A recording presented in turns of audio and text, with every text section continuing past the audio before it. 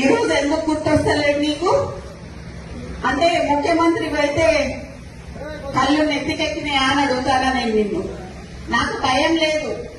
ఇవాళ పోతే రేపు రెండు నాకు. ఎందుకు అని అంటే నా బిడ్డ నా కొడుకు ఎవరన్నా చూసుకుంటారు వాళ్ళని.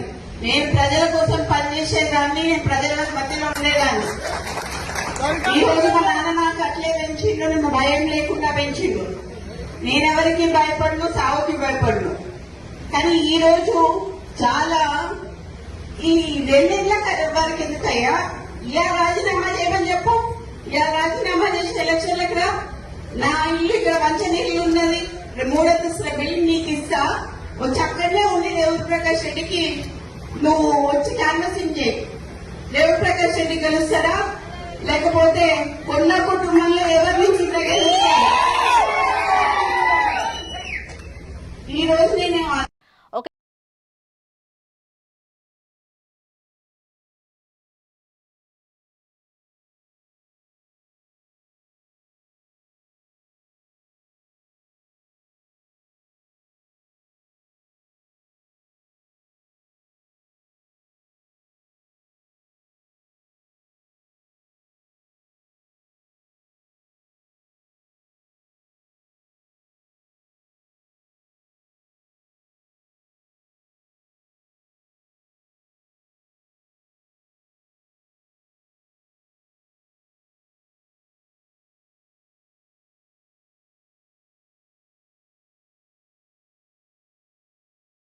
చర్యలు తీసుకుంటుందో చూడాలి.